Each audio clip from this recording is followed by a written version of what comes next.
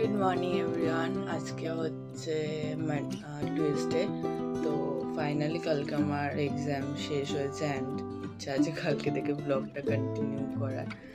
তো ফাইনালি আজকে after exam যেটা ম্যান্ডেটরি হয়ে থাকে, দিদির সাথে দেখা করতে যাওয়ার কতগুলো কাজও আছে আমার। তো ফাইনালি আজকে সেখানে যাচ্ছি অ্যান্ড রাতে চটপট রেডি হতে হবে, কারণ অনেকটা লেট হয়ে গেছে, 10:30 বেজে গেছে। সো চলো দেখা যাক।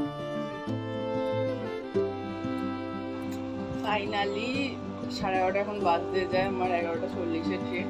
তো ফাইনালি আমি রেডি হতে পেরেছি অ্যান্ড চলো বেরোবো। তো আমি যাবো যেহেতু যাদবপুর, তো ফাইনালি আমাকে হাওড়া ক্রস করেই যেতে হতো। তো ট্রেনটাও তাড়াতাড়ি চলে গেছিলাম, ট্রেনে করে হাওড়াও পৌঁছে গেলাম। দেন দেখো দিদির সাথে মিট করে কেমন মুখটা করছে যেন, মানে আর সিরিয়াসলি আমরা দুই বোনে যখন একসাথে হই না, মানে লাইক মানে দুজনে এক কথায় প্রাণ খুঁজে পাই, মানে সেখানে হাসি মজা সব কিছু থাকে।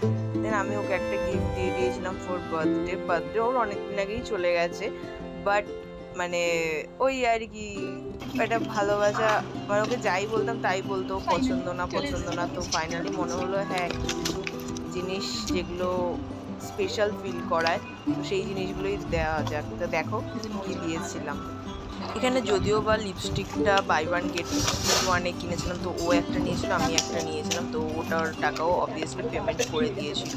দেন এই বোটা, ওর বলছে এই বোটা মানে আমার সব থেকে বেশি পছন্দ হয়েছে। এই ছোটো ছোটো জিনিসগুলো ওকে এত খুশি করে অ্যান্ড এত স্পেশাল ফিল করে, অ্যান্ড ওকে দেখে আমিও খুব খুশি হয়েছিলাম যে হ্যাঁ ফাইনালি গিফটগুলো অ্যাটলিস্ট পছন্দ হয়েছে।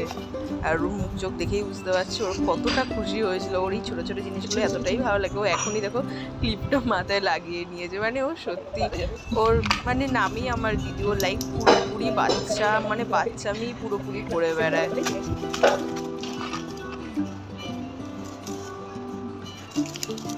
দেন দেখো বলছে যে তুই এত সুন্দর করে গুছিয়ে এনে তো দিয়েছিস, বাট আমি খোলার পর এগুলো আর রাখতে পারছি না। দেন আমি আবার সাজিয়ে গুছিয়ে দিলাম। দেন ও লিপস্টিকটা পেয়ে এতটাই খুশি হয়েছিল, আমি বললাম ঠিক আছে একবার পরেই নে, তোর লিপস্টিক যখন তুই এবার ঠোঁটে ঘষেই নে। দেখো ঠোঁটে ঘষছে আর কি সুন্দর লাগছে ওকে, লিপস্টিকটা এত সুন্দর মানিয়েছে ওকে, মানে বলার মতো না। আর আমি একটু ঠিক করে দিলাম, বাইরে বেরিয়ে গেছিলো বলে। দেন একটা রেস্টুরেন্টে বসে আমরা খাওয়া দাওয়া করে একটুখানি সেলিব্রেট করে দেন আমি বাসে করে চলে এসেছিলাম হাওড়ায়। এইটা দেখতেই পাচ্ছ, হাওড়া ব্রিজ এত সুন্দর লাগছিল, পুরো মেঘে ঢাকা ছিল চারপাশটা, এত সুন্দর মেঘগুলো লাগছিল যে বলার মতো না। দেন ট্রেনে উঠতেই দেখি বাইরে ঝমঝমিয়ে বৃষ্টি, কিন্তু এদিকে আবার দেখো রোদও উঠেছে, মানে কিছু বলার নেই। ট্রেনে এত গরম লাগছিল যে ট্রেনে বসে বসেও পর্যন্ত ঘামছিলাম। দেন বাড়িতে এসে তাড়াতাড়ি করে আবার ফ্রেশ ট্রেশ হয়ে পড়া থেকে রেডি হয়ে গেছিলাম, কারণ আরেকটা জায়গায় নিমন্ত্রণ ছিল।